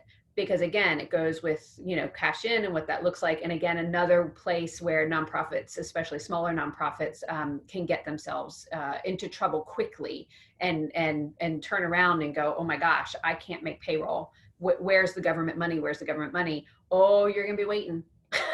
Yeah, because it takes 30 to 45 days and more on a 45 day, sometimes 60 days in my experience. But when you're looking at the line of credit, just a rule of thumb is that you want to make sure that you can get a line of credit based on your receivables and not collateral based. So if they're coming saying, oh, you need to put up collateral and you're putting up equipment or you're putting up the building, banks do not want to run a nonprofit. So definitely you want to make sure that you advocate for yourself to get a line of credit based on your receivables. And what that means is that how much money that you're bringing in to show your ability to repay it. So definitely make sure that you advocate for that and you really lean on your finance committee. And if you have board members that are on the bank that works for banks, you definitely want them to help you navigate through that. So we're running a little close on time. So we're going to kind of go through the financial statements. Okay. So the Form 990. So basically, like I said, all nonprofits need to do a 990. So you have Form 990, EZ, PF, N, etc. And usually on the 5th day of the 5th month, it's usually following the end of the fiscal year, must be board approved. So it's our tax return for nonprofits. So you can require extensions, but it needs to be filed, and make sure that you do that with your CPA or whoever's preparing your 990. Also, you need to make sure it is exempt for churches and some state institutions, but you can click on this link at IRS for that full list to make sure if you're exempt. Don't assume, okay? But then also you need to be sure to begin your filings as soon as possible and make sure that you have your documentation as well. Because if you don't, for 3 consecutive years, again, your nonprofit status will be revoked. And that's not good, which means that you're not able to apply for funding. So your single audit, that is something that we do encourage you to do. It just basically gives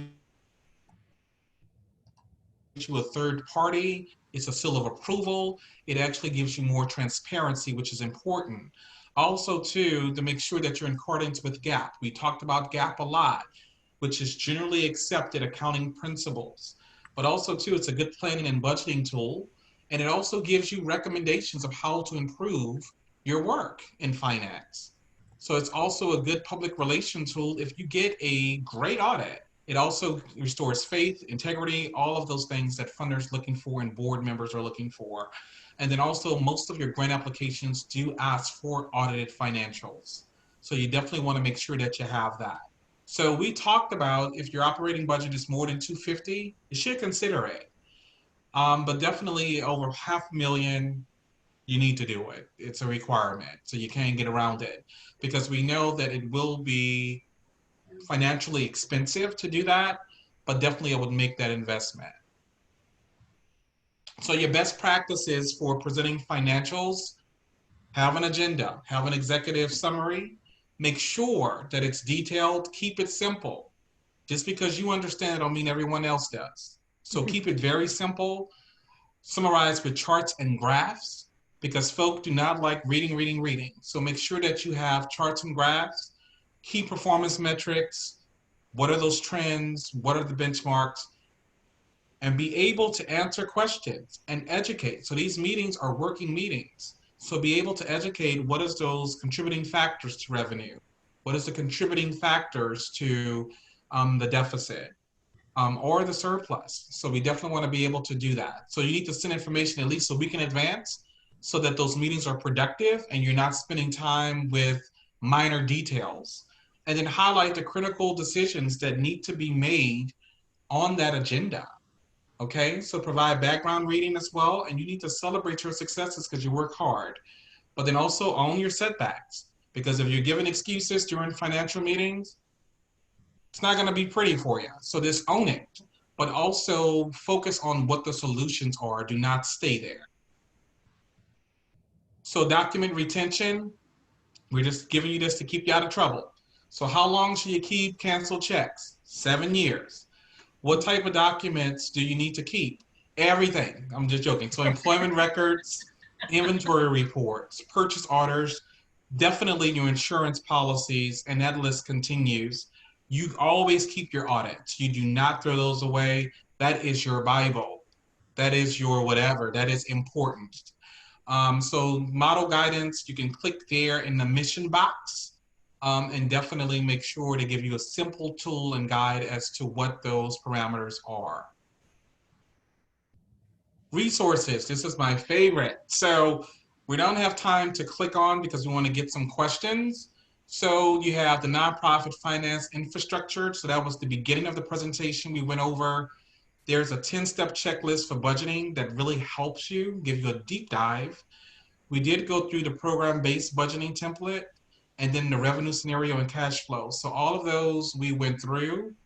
And then you have a cash flow template as well. So I think that might be a duplicate there.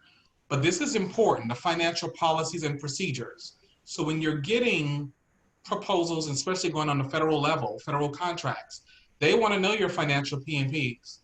So this is a template and guide that you can use to work with your board or your finance committee so that you're compliant. It gives you the rules that you need to govern yourselves by.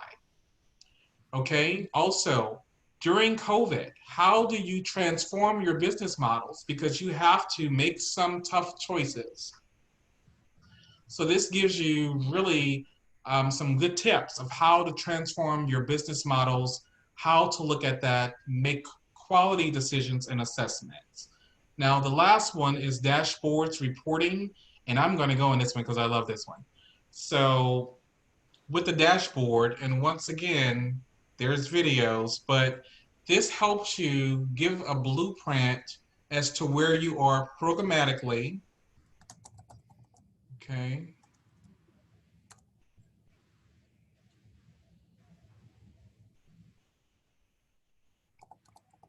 And if you have questions, just put those in chat. If you need PD, make sure that you're putting your name and your agency as well.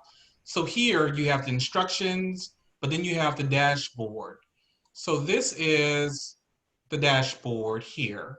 So we're going to go basically here where it tells you key performance indicators. And this can go agency-wide. So it looks at your cash at hand, the number of folk that you're trying to serve, your employee turnover, and then your profit margin. So this is a good tool to use at your staff meetings, your board meetings, because it just helps everyone know where we are. So looking at the current period, looking at the actual, and then you're looking at the status. So are you meeting or exceeding targets? Are you near the target, or are you off? And it helps you plan and come up with that action plan. So one of the things is equipping you to answer the questions before you get them. But it also giving you an opportunity to manage your resources and your team to manage their departments and programs well. And one of the things, again, I see that Ernest, they're asking about sharing the PowerPoint. Yes. And these are suggested readings for you as well. These are great books that we've used, and they have great information. So we do encourage you to look at those. So Presenting the Win by Jerry Wiseman, and then also Nonprofit Sustainability by Jean Bell and Jane and Steve Zimmerman. Okay, so we have 10 minutes for questions. So we was trying to give you 15, but we wanted to honor that. So fire away. We are excited about some of the questions. And if we don't have the answers, we will get them to you. And you can come off of mute. Okay, Rory, we have any questions? Not quite yet. Yeah, and like I said, you feel free also to come off of mute if you'd like to, if that's an option. I think Rory can. To raise your hand, and then we'll be able to take them off mute. Perfect. And then again, yes, the recording will be shared. As you'll see, you can also copy and paste from the chat, and then the PowerPoint will be shared as well. And I had added in there a guide star. Oh, it looks like we've got a hand raised.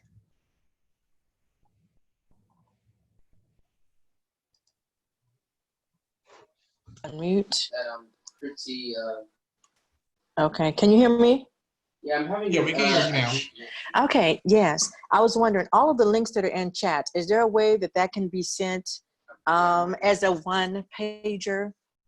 On the resource page? Yes. So the resources page, yeah. Yeah, So well, there are a lot of definitely- links inside of chat. I'm sorry. There are a lot of different links inside of chat. And so like some of us are on our phones or on an iPad. And so. Okay, so all of the links are on the resource page. So Okay. we can definitely send you that resource page. So basically what we did was, as we were talking, we wanted to make sure that you had those links, but all of the links are on that resource page. Okay, perfect. I was just Yeah, wondering because I clicked on all of them, but I'm like, oh my God, I need to make sure Yeah. I can see this on my laptop. No, it's a lot of them, yeah. Well, I want to make sure that we had them in one place. Okay. So if you can, what So, we can do, Ernest, you want to give our email address, Mel? Rory, I don't think you can hear me. The recording and the PowerPoint is shared. Will be on the Literacy Texas website. So that's where we want to send everybody to go. And then there's a number of resources that I added while you were talking, and I wrote them down. So most of them that I added were already on the resource page. There's a few that we added in, and we'll just add that to the PowerPoint. And so, yes, we will absolutely make sure that you get all of those. But do visit the Literacy Texas website. Yes. Yep, and for all of you, and so if there's also resources where you didn't get to attend a certain session, you're going to find that information there as well. Okay, perfect. Thank you so much. Sure. Okay. Any other questions? Looks like Ida, maybe. Okay. What's the question? Because I can't see it. I think she's going to come in and talk with us, right? Okay. Ida, how are you? I think Rory is maybe. I'm asking her to unmute. Okay. Okay, can you hear me now? Hey, Yes, we can hear you. Well, first of all, I want to thank you all for doing this in such a simple way. I did want to point out to everybody that, and I've been doing this for a while, but I'm the one who wrote, "You can't ever have too much learning on nonprofit finance." Sometimes you'll have a board that doesn't seem to care about all this stuff. And I'll just say to you, it's better to err on the side of giving them too much information. Yeah. That way you always have it. And then there'll be somebody who'll ask a question, and then you can be prepared. And eventually the rest of the board members get the point of the fact that you and your staff are really trying to, keep the mission going and make the budget fit that mission, and that's why you need their help. And so, if a board member says, well, that's okay, it sounds like it's, all okay, and I want to spend a little more time on that, we've gone to a consent agenda, but we spend more time on the financials just so that everybody's, you know, up to par, particularly right now. Yeah. But that's an important thing because it's just better to err on the side of having TMI, too much information, than not having enough, because someone might question them, you know, like this Right. part about knowing how much does it cost to deliver a service to a client. That's very powerful information for a board member to have if they're soliciting, you know, from someone that they know, to have. And so you almost have to do like a little cheat sheet for them to have, so that they have, even though they don't know every like little detail, they know some special, you know, sort of what I want to say, fireworks type statements that, you know, will make a donor or potential donor realize that, wow, they really have it together. So there's a lot of that that goes on in the background. It's time consuming. I'll be the first one to tell you, Yeah. but you got to do it. You got to do it. Thank you so much, Ida. You I bet. appreciate it. It's So do we have true. any other questions? Go ahead. Yeah. Alba looks like was Hey, asking about. Alba. Yeah, yes, absolutely. Hello. Talking about what's a recommendation to talk to a board about the ROI on fundraising events, which is one of the things that we had mentioned when we were laughing Yeah, about our board. that's a When fun we're one. cash poor, yep, when we're cash poor, boards are like, go out and get cash by doing an event, and not including the hours of staff time and volunteer time is usually where that ROI flips upside down when you really look at the cost benefit analysis. So there are a number of calculator tools. What I've done in the past, and because for me, and then Ernest, you can jump in. Sure. Again, Literacy Advance was all volunteer. So we had a staff of about, at the height, around 20, but all of our classes and then most of our events were all put together by volunteers. And so therefore it was considered often by our board that they were free, right? So the events didn't cost very much because it was free. Well, even just supporting the volunteers to do the work is not free, right? So I ran one year a tally on all of the hours and then put a cost per hour and what that looked like. And they saw that if you applied that for volunteers, which you can do a volunteer cost per hour, oh, I forget the website. So I can send that one too. But basically we had lost almost $35,000 on the event. Yeah. And they were like, wait, what? Yeah. That was the turning point. The other thing, yes, independent sector, thank you. The other point is to bring in a third party fundraising subject matter specialist. And so usually like your local United Way or something like that will have somebody who will come in and talk to your board because they might not hear you. I find that boards, or in general, even your staff, might not hear you, but they'll hear the expert that comes in to tell them. So you'll need somebody to kind of come in and walk them through some of that. I don't know if you've tried other things, Ernest, that might have worked. Yeah, so I actually have a tool that I use. It's sort of like the templates that we've been showing you. And what we do when we do events is that we budget a portion of our salaries to do the work. And when you do that on the expense side, it shows the true effort that it takes to do that. And then it looks at the revenue versus expenses, and if we have a loss or we have a surplus. And that helps you to best gauge, is it worth the time and effort? And that's how I was able for us to move forward from having a second event to an annual campaign. So definitely making sure that you have the data to back your claim. That's really key. Perfect. And Any other questions? Go ahead, Bentley, I'm sorry. Well, I was just going to say, it looks like Rory, we have, 2 minutes and counting down. So didn't know if there was any other hands raised and questions in the queue, or if this is our time to say a great big thank you. It looks like it's our time to say thank you.